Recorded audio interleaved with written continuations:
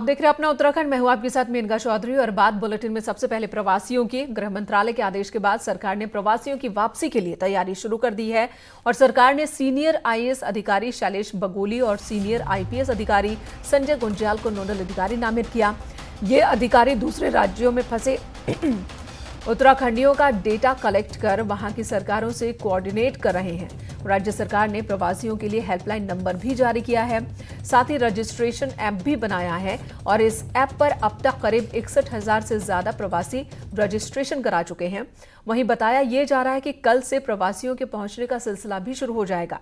कल यूपी, राजस्थान से प्रवासियों की जो पहली टीम है उसे लाया जाएगा। आपको बता दें, आज प्रवासियों की वापसी के लिए मुख्य सचिव ने अधिकारियों के साथ एक मीटिंग भी की थी, जिसके बाद ये अहम जानकारी सामने आई है।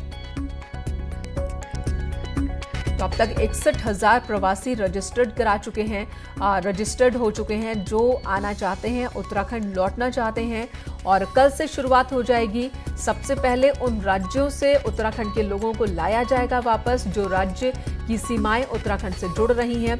उत्तर प्रदेश, राजस्थान जो पास के राज्य हैं, वहां से सबसे पहले इन लोगों को लाया जाएगा। तो इसमें अभी प्रथम चरण में हम लोग ऐसे लोगों को टारगेट कर रहे हैं जो हमारे विभिन्न प्रदेशों में जो रिलीफ कैंप बने हैं, राहत शिविर बने हैं, उनमें लोगों को लाएंगे। ये ऑपरेशन हमारा आज से शुरू हो गया है और कल हमारे यूपी से करीब 190 के आसपास लोग हैं जो कि हमारे बरेली और हरिद्वार पहुंचेंगे। कुमाऊं के लोग बरेली पहुंचेंगे और गढ़वाल के लोग हरिद्वार पहुंचेंगे। उनको हम लोग फिर वापस लेकर के जाएंगे।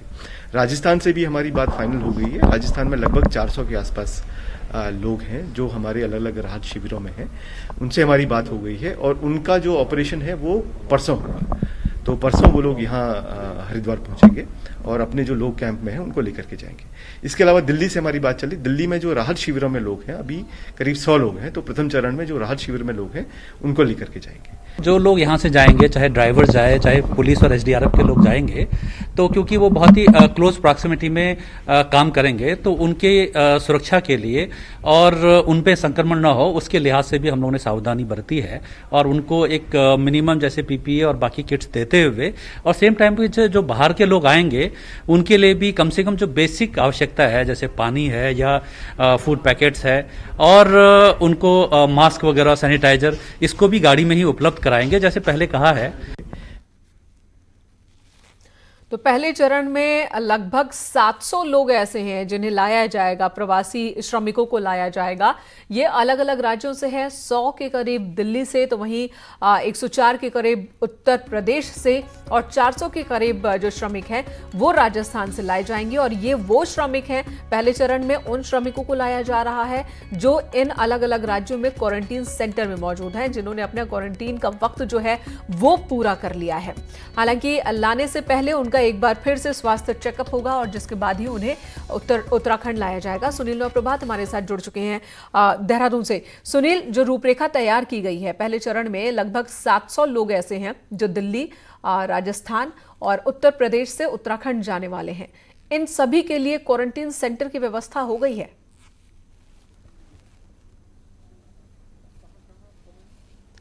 देखिए मैंने कहा लगभग सभी राज्यों से ये बातचीत चल रही है। शुरुआती दौर में अभी यूपी और राजस्थान गवर्नमेंट से बात हुई है, दिल्ली गवर्नमेंट से भी, जिस तरह से आपने सुना, नोडल अफसर हैं शैलेश बगोली और परिवहन सचिव भी हैं, वो इसकी पूरी कमान संभाल रहे हैं। उन्होंने बताया कि दिल्ली गवर्नमेंट से भी बातचीत चल रही है।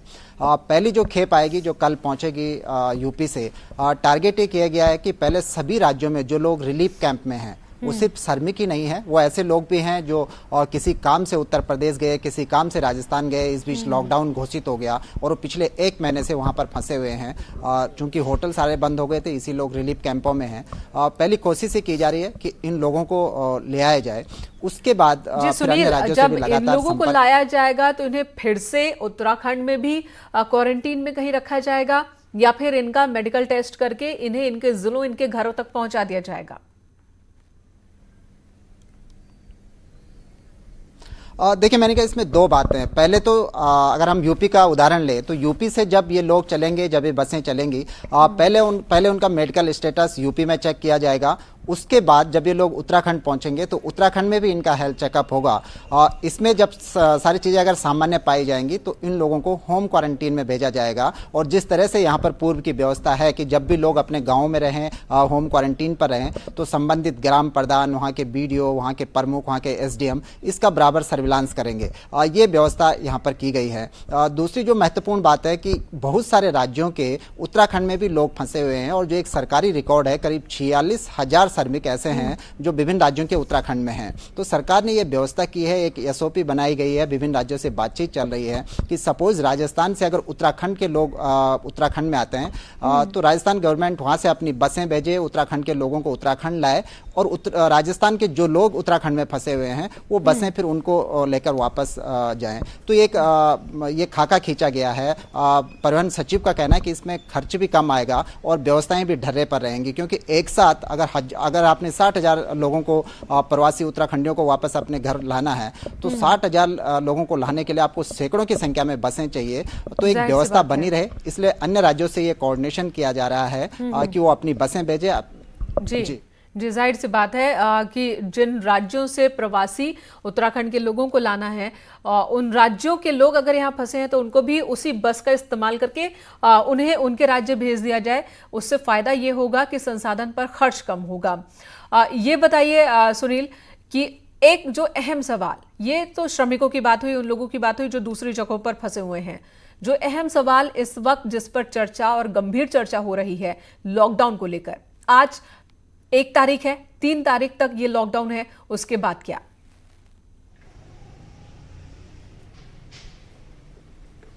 देखिए, मैंने कहा अब से कुछ देर पहले चीफ सेक्रेटरी से मेरी बातचीत हुई।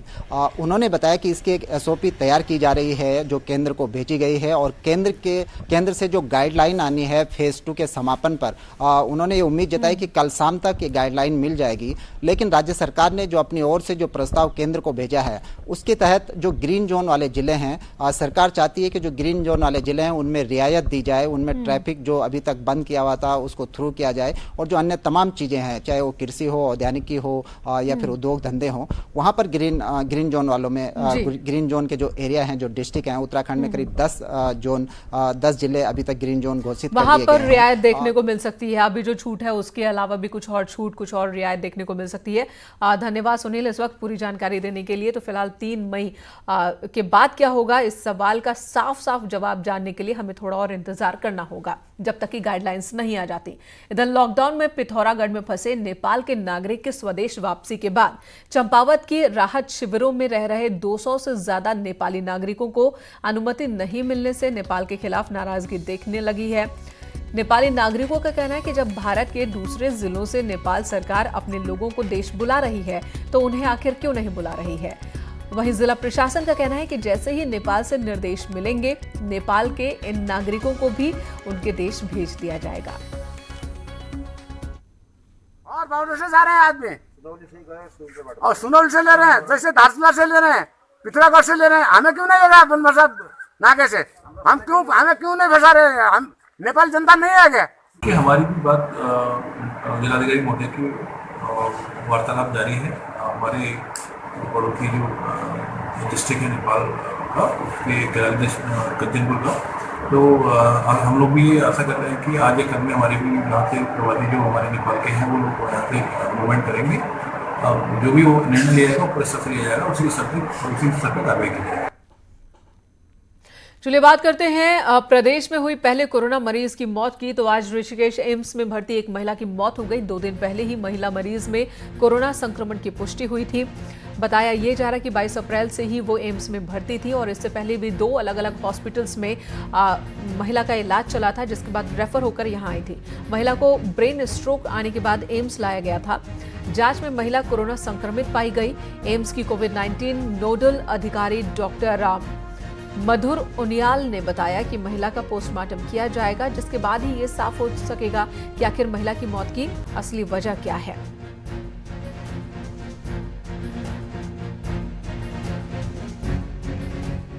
इधर कोरोना को लेकर केंद्रीय स्वास्थ्य मंत्रालय ने एक लिस्ट जारी की है, जिसमें उत्तराखंड के 1 जिले को रेड, जबकि 2 जिले को ऑरेंज और 10 जिलों को ग्रीन जोन में रखा गया है। रेड जोन में हरिद्वार है, वहीं ऑरेंज जोन में देहरादून और नैनीताल, 10 ग्रीन जोन की अगर हम बात करें तो इन जिलों में उधम सिंह नगर, अल्मोड़ा, पौड़ी, गढ़वाल, बागेश्वर, चमोली, चंपावत, पिथौरागढ़, रुद्रप्रयाग, टिहरी, गढ़वाल और उत्तरकाशी जिले शामिल हैं। आपको बता दें, रेड जोन जिले में सभी पाबंदियां लगातार लागू रहेंगी। वहीं ऑरेंज जोन में थोड़ी राहत और ग्रीन जोन जिलों में केंद्र सरकार की गाइडलाइंस के हिसाब से जिला प्रशासन छूट दे सकता है।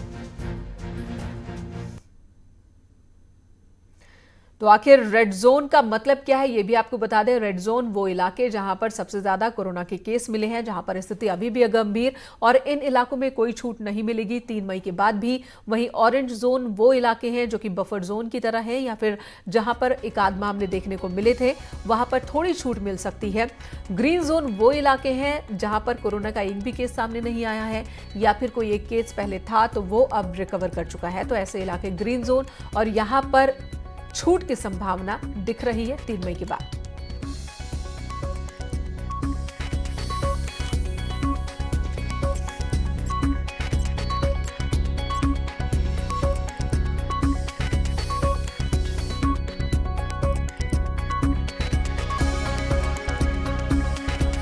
उत्तराखंड में अगर हम जोन की बात करें तो 10 जिले ऐसे हैं जो कि ग्रीन जोन में हैं, वहीं एक जिला रेड जोन में है और ये हरिद्वार है, जबकि 2 जिले ऐसे हैं जो कि ऑरेंज जोन में रखे गए हैं, जिन्हें देहरादून इसमें शामिल है।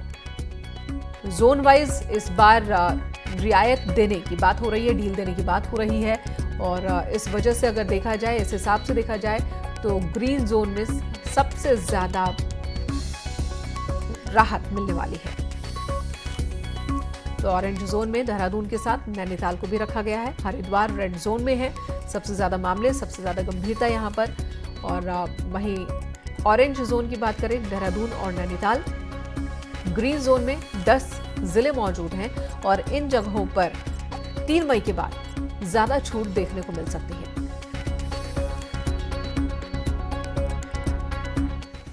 टिहरी में न्यूज 18 की खबर का एक बार फिर असर देखने को मिला है। बौराड़ी बस अड्डे के पास 4 दिन से भूखे दिहाड़ी मजदूर के परिवारों की खबर न्यूज 18 ने दिखाई, जिसके बाद कुछ सामाजिक संगठन आगे आए।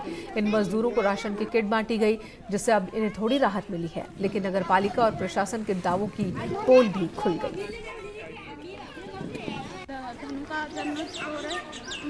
न्यूज 18 की खबर का एक बार फिर से बड़ा असर हुआ है। टिहरी जिले में जिला मुख्यालय में बात की जाए तो यहाँ बौराड़ी बस अड्डे के पास करीब 30 से 35 मजदूर परिवार थे जो लॉकडाउन की वजह से खासे प्रभावित थे, और यहाँ पर जो सार्वजनिक राशन इन्हें स्टार्टिंग में दिया गया था और यहाँ पर लंगर भी चलता, लेकिन कुछ समय बाद प्रशासन ने लंगर भी बंद करा दिया था और इन्हें राशन भी नहीं मिला था। लेकिन अब कुछ सामाजिक जो संगठन है वो लोग आगे आए और आज इनको थोड़ा बहुत जो उन्होंने राशन था अपने स्तर से राशन की पूरी किट दी गई है, और करीब 4 दिन बाद इन लोगों को राशन मिला है, जिससे अब ये थोड़ा सा इन्हें जो रोजी रोटी का इनका संकट था वो थोड़ा सा दूर हो सकता है। आइए इनसे बातचीत करते हैं। कितनी परेशानी हो रही थी?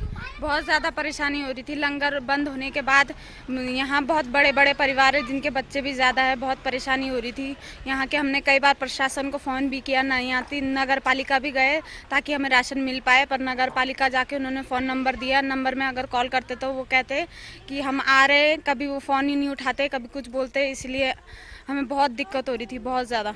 तो कहीं ना कहीं बहुत ज्यादा दिक्कत इन्होंने यहाँ पर को फेस करी, और जो नगर पालिका के पास भी ये लोग गए थे, लेकिन नगर पालिका ने भी इनकी कोई सुध नहीं ली, और साथ ही साथ प्रशासन जहाँ दावे कर रहा था कि जो जरूरतमंद लोग हैं उन तक प्रशासन जो राशन के किट पहुंचाएगा, लेकिन प्रशासन भी इनकी सुध लेने नहीं पहुंचा। लेकिन न्यूज 18 पर इनकी खबर चलने के बाद जो कुछ सामाजिक संगठन है उन्होंने आज इन लोगों को राशन दिया, जिससे अब इन्हें थोड़ी राहत मिली है।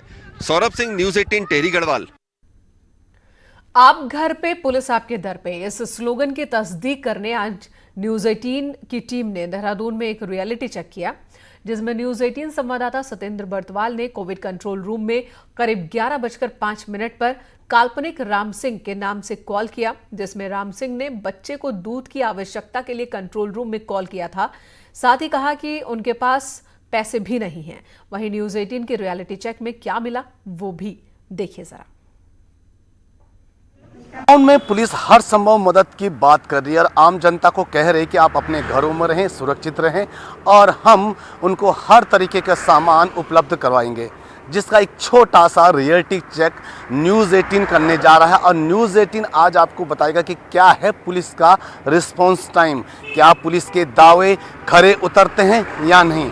अभी हम जो देहरादून में कोविड कंट्रोल रूम का एक सेंटर बनाया है, उसको वहाँ कॉल करके एक अनजान व्यक्ति की तरह वहाँ से कुछ सामान मंगवाएंगे, लेकिन देखते हैं कि क्या पुलिस का रिस्पॉन्स समय कैसा रहता है। कंट्रोल रूम को फ़ोन मिलाया। हेलो सर, मैं राम सिंह बोल रहा हूँ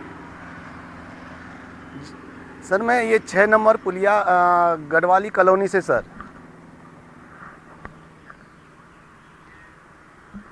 जी रायपुर सर। सर एक्चुअली मेरे पास पैसे की कमी हो गई है और बच्चे को दूध की ज़रूरत हो गई है सर, तो क्या सर मेरे को कुछ हेल्प हो सकती है आपसे। नंबर फ़ोन अभी कट गया है। उन्होंने एक वादा किया है कि वो बच्चे को हर संभव मदद करेंगे, दूध की हमने उनसे बात की है। अभी समय हो रहा है 11:05 और अब हम देखते हैं कि पुलिस का जो रिस्पांस टाइम कैसा और कितना अधिक रहता है। सर नमस्कार।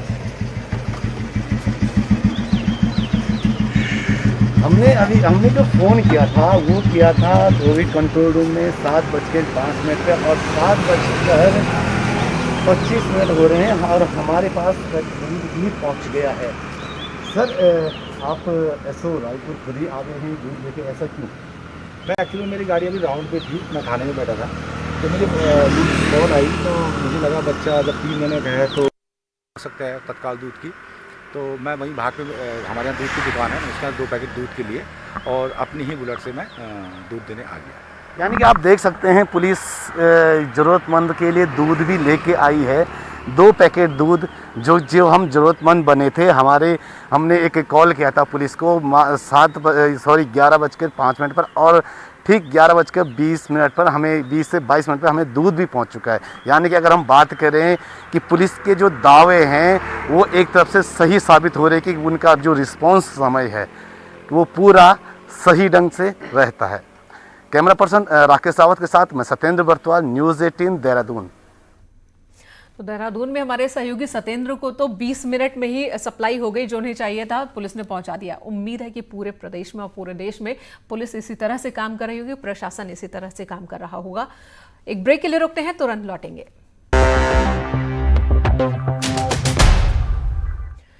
और अब खबर पौड़ी से, जहां एक तरफ इन दिनों हर जगह कोरोना योद्धाओं का सम्मान हो रहा है, वहीं पौड़ी में कोरोना काल में पुलिसकर्मियों के साथ मुस्तैदी से ड्यूटी कर रहे पीआरडी जवानों को 5 महीने से वेतन नहीं मिल पाया। इस मामले में कई बार अधिकारियों से गुहार लगाई जा चुकी है। पीआरडी जवान जहां कार्रवाई के भय से कुछ बोलने को तैयार नहीं, वहीं एसडीएम ने उन्हें जल्द वेतन दिए जाने का फिलहाल भरोसा दिया है। में आ गया था, मार्च में बजट सरेंडर हो गया था और अप्रैल में बिकॉज कोरोना वायरस का आप देख रहे हैं क्या संक्रमण फैला है, तो जो शासन के लेवल के ऑफिस हैं वहाँ भी लोग कम बैठ रहे थे। फिलहाल हमने मौखिक तरीके से फ़ोन पे बात कर ली है, यहाँ से हम इशू पुटअप कर रहे हैं उनके पास और जल्दी से इनकी जितनी भी सैलरी पेंडिंग है उसको हम निकलवाने की पूरी कोशिश करेंगे। सर रिन्यूअल की जो दिक्कतें आ रही थी उसके लिए एक आदेश पारित हो रखा था। प्रॉब्लम ये थी कि वो पटवारी और कानूनगो को हमने प्रतिलिपि नहीं भेजी थी। अब की बार हम एक और आदेश निकालते रहे, उनको पटवारी कानूनगो की प्रतिलिपि दे देंगे कि जो जहाँ है वहीं बना रहेगा। कोरोना का संक्रमण कंटिन्यू रह रहा है। इधर अल्मोड़ा जिले में साल भर विदेशी सैलानियों का तांता लगा रहता है और विदेशी कसार देवी, रानीखेत और कसौनी में रहना पसंद करते हैं। लेकिन इस साल लॉकडाउन में सैलानी व्यवसाय को, माफ कीजिएगा, पर्यटन व्यवसाय को काफी नुकसान पहुंचा है। अल्मोड़ा में अधिकांश युवा होटल, रिजॉर्ट, होम स्टे या फिर ट्रेवल के व्यवसाय से जुड़े हैं, लेकिन इस बार लॉकडाउन के कारण सब कुछ बंद है और अब इन व्यवसायों से जुड़े लोगों के सामने रोजी रोटी का संकट आ खड़ा है और परेशान व्यवसायी सरकार से राहत देने की मांग कर रहे हैं। इस बार जो हमारा